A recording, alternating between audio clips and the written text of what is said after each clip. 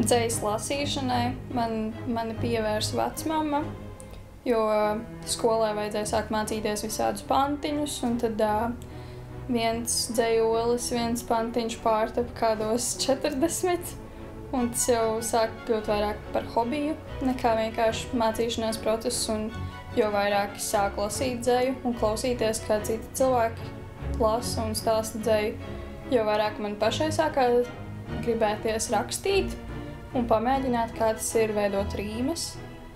Tā kā visu šo hobiju, visus šos dzejoļus es ielieku vecmamas rokās. Es nedomāju, ka man ir tāds izkopts stils. Es ļoti bieži rakstu vienkārši pēc emocijām. Man iedvesmo gan filmas, gan dzīve, gan reizēm liekas pilnīgi random lietas. Un interesantākais laikam ir, kad es cenšos ievietot vecvārdus iekšā dzejoļos un kaut kā izkrāsot vienkāršas tēmas, izmantojot dīvainus vārdus. Man patīk arī reizēm izmantot vulgārismus, bet tas liekas varbūt pretēji, bet izmantot vulgārismus pieklājīgā veidā. Šis ir tas dzejols, kas sākās burtiski no vienas frāzes. Lēlīgi zaļais muižs sakā dirsēs, un tad es sapratu, ka es vēlos uzrakstīt dzejoli, kas ir piepildīts ar visādiem lamuvārdiem.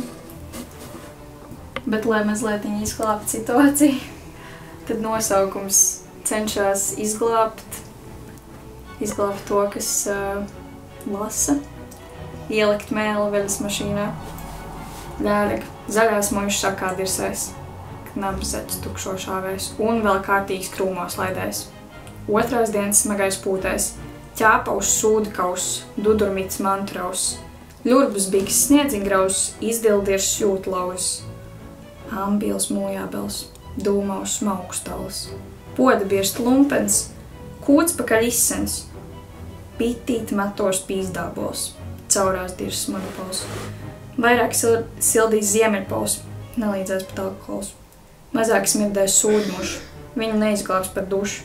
Ciemu pintis pēdīgs uša, sēžtam sirds no izvirtuša. Blakus manai diekpakarai. Abi labi bāz tik maisā, sūds, kas sūdsnim spernu gaisā. Kritīs zemē, mūs tad malā. Kaimiņu bāba dagungalā. Viss tak redz, ka mēs ir rauni, nīst un mīlās cilvēki jauni. Ķoķam skauž, tas gvelž tik niekus.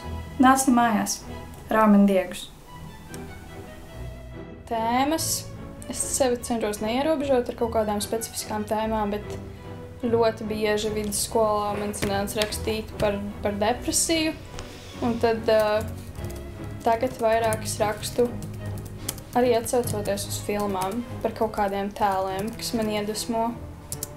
Es laikam esmu kļūst tāda teatrālāka savā dzejas rakstīšanas manierā. Citreiz ir tā, kad es savienoju dzejoli no daudziem maziņiem dzejolīšiem. Man ļoti patīk rakstīt stāsta formā. Man ļoti reti, kad ir dzejols, kas ir mazāks par 5 pantiem. Es nespēju sev kārtīgi ierobežot. Tāpēc, visbiežāk sākas ar vienu vārdu, un tad lēnām top stāsts tam visam apkārt. Man iedvesmo gan manas pašas dzīve, ikdiena, cilvēki, kas man ir apkārt, tāpat arī filmas, dziesmas, kaut kādi tēli, kurus es pamanu. Interesanti vārdi. Un reizēm interesants vārds pats par sevi ir kaut kāds tēls. Vecvārds ir kaut kāds tēls. Un viens dzejols man ir tapis, tāpēc, kad es izlasīju rakstu par veciem latviešu lamuvārdiem, un bija tāds labi, es uzrakstīšu dzejoli par cenšoties iekļaut cik vien iespējams daudz vecas lamuvārdus var. Es diezgan maz ļauju sev publicēt dzeju. Varbūt es ielieku tā kā ik pa laikam savos sociālajos tīklos, bet tie ir privāti, tāpēc pārsvarā tos redz tikai mani draugi un ģimene. Es esmu piedalījusies dzejas konkursos skolas laikā, vidusskolā un pamatskolā. dēļrunāšanas konkursos, bet tie nebija manas pašas dzējoļi, es prezentēju citu cilvēku dzējoļus, bet tagad, kopš es esmu vairāk tieši pats sākus rakstīt, es laikam baidos vēl publicēt to un ļaut citiem ievērojumiem vai mazāk ievērojumiem dzejniekiem to visu dzirdēt. Varbūt man arī ir bailes no salīdzināšanas.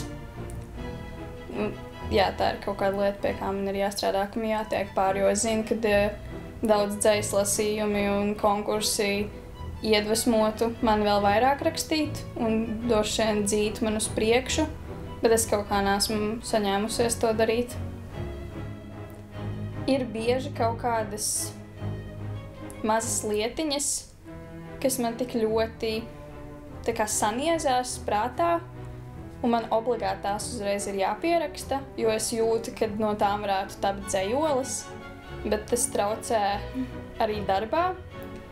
Es strādāju bērndārzā, un man bija viena diena, kad es biju izvedusi bērnus ārā spēlēties, un manī iesēdās kaut kādas 3 rindas, skatoties uz blakus ēkas jumtu, un es sapratu, ka man tas ir tūlīt jāpieraksta, jo tas kā varētu būt ļoti labs dzejolis, bet es tajā brīdī nevaru to pierakstīt, tāpēc, ka man ir jābūt darbā, man ir jāpievērš uzmanību citām lietām, un tad ir reiz, ka tā kā naktī, man liekas, šī tāda ļoti tā kā populāra lieta, ko teikt. Visi ar šo ir saskārušies, kas nodarbojas ar radošo rakstīšanu, ka tev ienāk prātā tik labas idejas tieši naktī, kad ir tumšs, tev nav ne telefons blakus, nekas, kur tu vari pierakstīt. Un tad tu mēģini tā kā to atkārtot savā prātā, lai nākamajā rītā atcerētos, un 90% gadījumos tu noteikti neatcerēsies, ja tu nepierakstīji. Tāpēc tas varbūt ir kaut kāds tāds mazas lietas, kas ietekmē to ikdienu, bet jo tu vairāk par to domā, jo vairāk tas sāk ietekmēt. Jā, es neesmu daudziem cilvēkiem ārpus ģimenes devusi lasīt savu dzeju.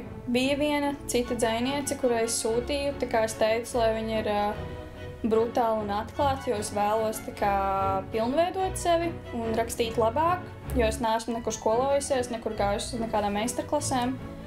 Un,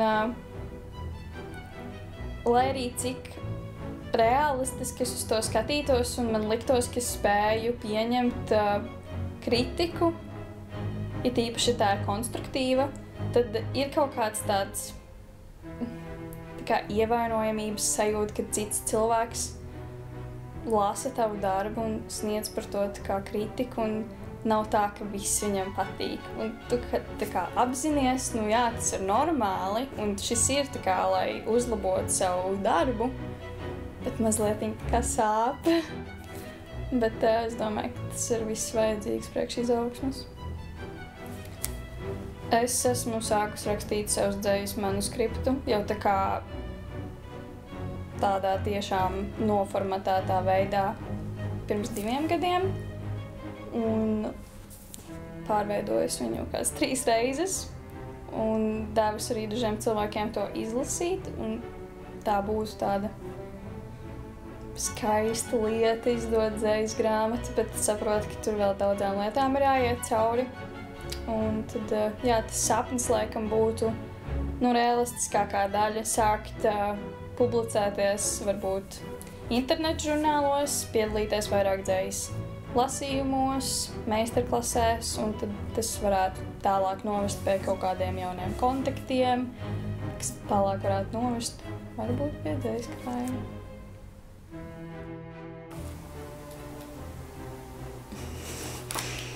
Man ļoti patīk veidot atsauces uz kaut kādiem ļoti zināmiem stāstiem vai pasakām, un tad šeit, piemēram, dzejoļu nosaukumā, es domāju, varbūt iekrist pilītī. Paldies Ancītim vai Grietinai. Vēlos poētiski pašūt tev villēs.